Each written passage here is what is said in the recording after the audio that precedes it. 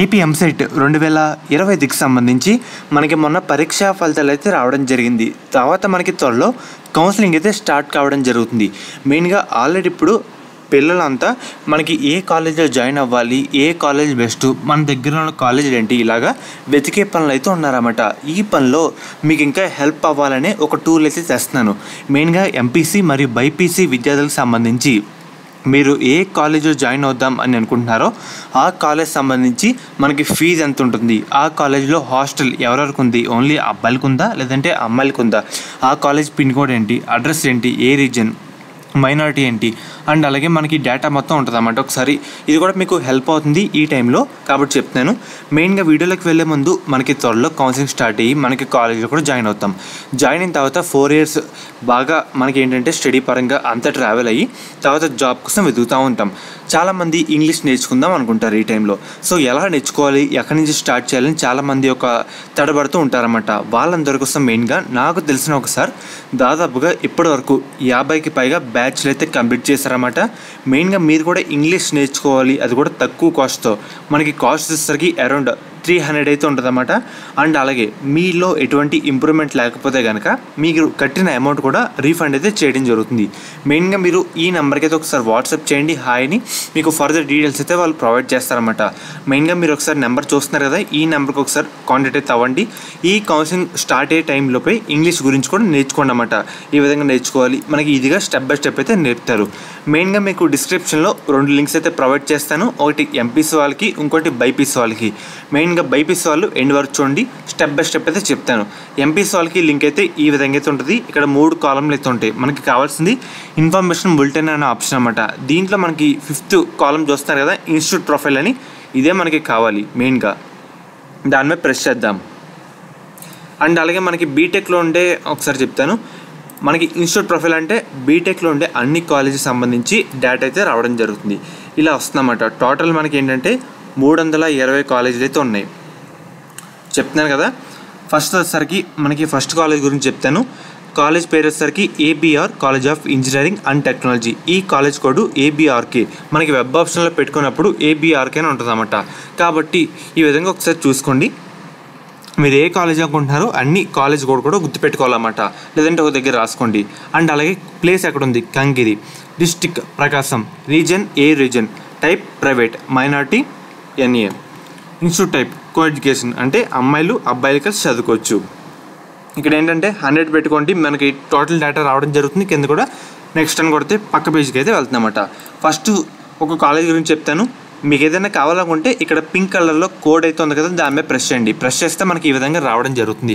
ఇక్కడ మెయిన్గా ఏంటంటే ఆ కాలేజ్ సంబంధించి డేటా రావడం జరుగుతుంది. కాలేజ్ కోడ్, కాలేజ్ పేరు, మైనారిటీ, కాలేజ్ టైపు, హాస్టల్. మెయిన్గా చెప్తున్నాను, కొంతమందికి అబ్బాయిలకు ఉంటుంది లేదంటే అమ్మాయిలకు ఉంటుంది.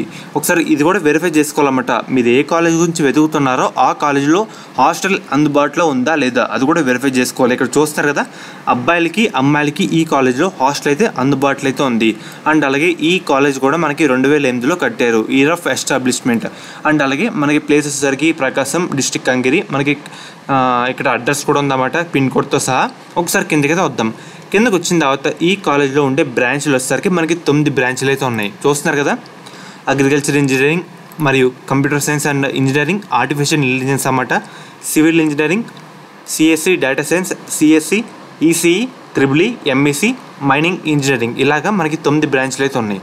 అండ్ అలాగే ఆ బ్రాంచ్ తగ్గట్టు మనకి సీట్లు ఎంత, మనకి ఒక బ్రాంచ్లో 48 సీట్లు, అది కూడా కన్వీనర్ కోటాలో సీట్లు అయితే అందుబాటులో ఉన్నాయి. అండ్ అలాగే ఆ కాలేజ్లో మనకి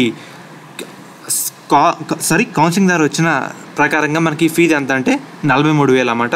ఈ విధంగా మనకి డేటా అయితే ఉంటుంది. ఒకసారి అన్నీ వెరిఫై చేసుకోండి. ప్రజెంట్ మ్యాక్సిమం ఇదే డేటా ఉంటుంది. కొత్తగా కొన్ని కాలేజీలు యాడ్ చేస్తే మనకి ఇది కూడా ఈ లిస్ట్లోకి అయితే యాడ్ చేస్తారు.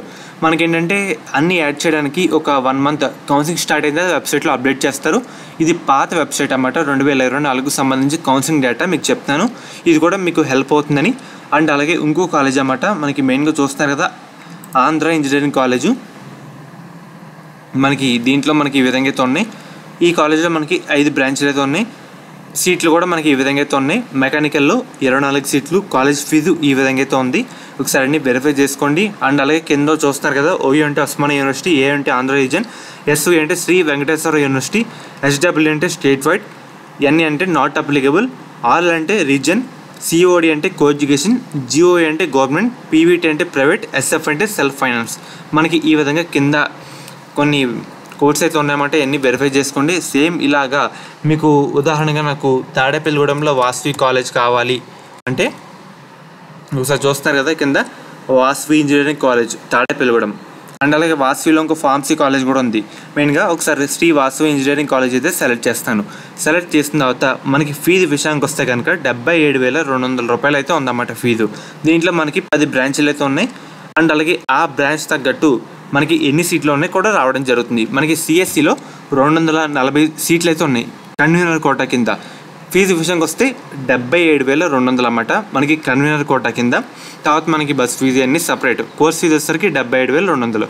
ఈ విధంగా మనకి కాలేజ్ బెడ్ కూడా ఫీజు అయితే మారుతూ ఉంటుంది, సీట్ల డేటా కూడా మారుతూ అయితే ఉంటుంది అన్నమాట.